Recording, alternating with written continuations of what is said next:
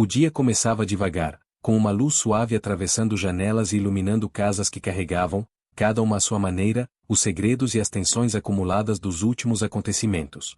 E é dentro desse clima que a primeira grande conversa do dia se desenha. Lígia chega ao encontro com o pastor Albérico com um ar de preocupação. O ambiente é simples, acolhedor, com aquele cheiro de madeira encerada e o silêncio característico de um lugar que costuma receber histórias pesadas, corações cansados e almas procurando algum alívio. O pastor a recebe com um sorriso tranquilo, mas percebe imediatamente que há algo diferente nela. Lígia se senta devagar, respirando profundamente antes de começar a falar.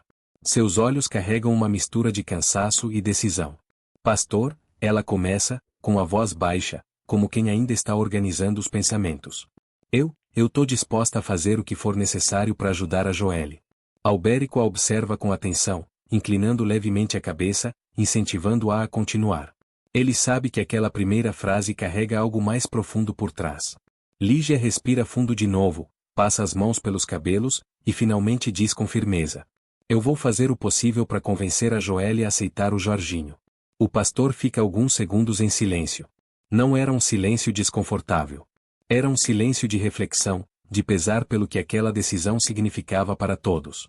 Ele fecha os olhos brevemente, como quem digere a responsabilidade daquela conversa. Lígia, ele diz com suavidade.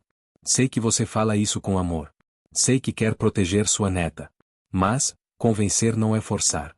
A gente precisa ter sabedoria nessa hora. Ela abaixa a cabeça.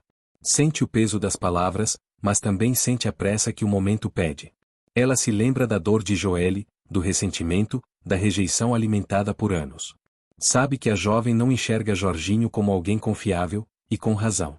Mas também sabe que, se nada mudar, a situação corre o risco de aumentar ainda mais a distância entre os dois, de forma irreversível.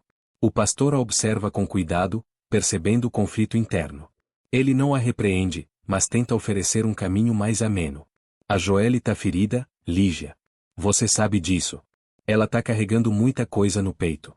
O que você pode fazer é mostrar que há um caminho de reconciliação, mas ela precisa querer dar esse passo. Lígia ergue o olhar, agora mais firme. No fundo, ela teme que Joelle continue rejeitando o pai para sempre, e teme ainda mais o que essa rejeição pode fazer com a própria neta, com o bebê que cresce dentro dela, com a família que tentam construir em meio ao caos da chacrinha. Ela respira fundo mais uma vez e diz com convicção. Eu não vou desistir dela, pastor. Não vou desistir de fazer a Joelle pensar sobre isso. Nem que seja pouco a pouco.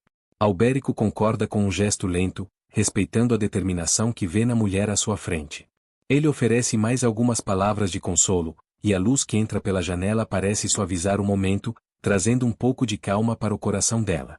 Enquanto Lígia tenta organizar a vida de Joelle, em outra parte da cidade, Arminda vive outro tipo de inquietação, uma inquietação que não se fala em voz alta.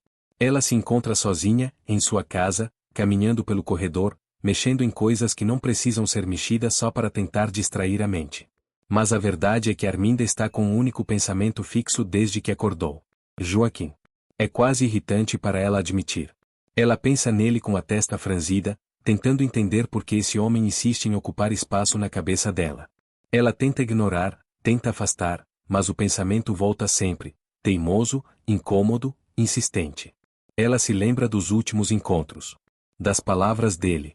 Do comportamento dele. Daquela mistura de audácia e fragilidade que só Joaquim parece ser capaz de carregar. Lembra também dos olhares rápidos, dos momentos em que ele parecia querer dizer algo que ficava preso na garganta. Arminda se apoia em uma mesa, respira fundo e fecha os olhos por alguns segundos. É como se estivesse brigando com ela mesma por estar pensando nele, como se aquela simples lembrança fosse, por si só, uma ameaça à maneira como ela gosta de se ver, forte, firme, inabalável. Mas Joaquim, com toda a sua confusão interna, mexe com ela de um jeito que ela ainda não sabe nomear. Ela abre os olhos, sem perceber, seus lábios formam um sorriso contido, rápido, que ela apaga imediatamente. Que bobagem, ela murmura, tentando convencer a si mesma. Mas a verdade é que não é bobagem. E ela sabe. E o fato de saber apenas a deixa mais inquieta. Do outro lado da cidade, Ferete está em casa. Ele caminha pelo ambiente com a seriedade que lhe é característica, olhando para Zenilda com uma atenção que parece mais profunda do que o normal. Zenilda está organizando algumas coisas, como costuma fazer, uma ordem, uma rotina, até porque muitas vezes é isso que a mantém de pé. Mas Ferete a observa de um jeito diferente naquele dia. Ele respira profundamente, como quem pesa cada palavra antes de soltá-las, e então diz, com firmeza, mas também com um fundo de preocupação: Zenilda, você devia desistir de trabalhar. Ela congela no mesmo instante. A frase, dita assim, de forma tão direta, mexe com ela. Zenilda vira o rosto lentamente, encarando Ferete com olhos ligeiramente arregalados. Ela tenta entender o motivo daquela sugestão, ou será que era uma ordem? O silêncio entre os dois cresce. A preocupação genuína na forma como ele a observa, a preocupação que ele raramente demonstra de maneira tão aberta. Zenilda é inteligente. Ela não vive ao lado de Ferete por acaso. Ao ouvi-lo, ela percebe que esse pedido não vem só de cuidado. Vem também de medo. De pressão. De segredos que ele tenta carregar sozinho, e que ela, mesmo sem saber detalhes, sente na pele. Aquela frase a deixa pensativa. Muito pensativa. Zenilda se senta devagar, passando a mão no rosto, absorvendo tudo. Ela sabe que sua vida é cheia de responsabilidades. Sabe que trabalhar a mantém ativa, útil, conectada ao mundo. Sabe também que abandonar a rotina seria como perder uma parte de si mesma, e, no fundo, ela teme isso. Mas ao mesmo tempo, observa o marido e percebe que o pedido dele, mesmo que confuso, carrega uma sinceridade que ela raramente vê. O ambiente entre os dois fica silencioso. Um silêncio denso. Reflexivo. Zenilda não responde de imediato. Ela apenas respira fundo, olha para baixo, processa. É como se carregasse nos ombros o peso de uma decisão que ainda não sabe se está pronta para tomar. E Ferete, simplesmente observa. Espera. Cala-se. Ele não insiste. Não pressiona.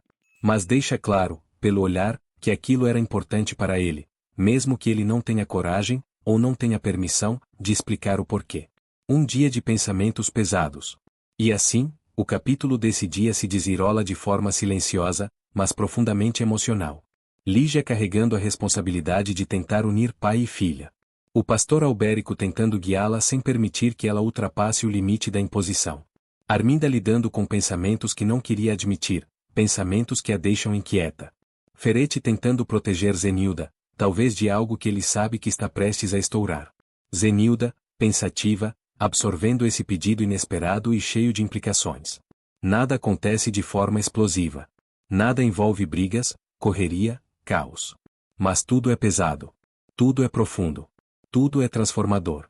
É um capítulo silencioso, porém cheio de movimentos internos, desses que, embora aconteçam por dentro, mudam completamente o rumo dos próximos dias.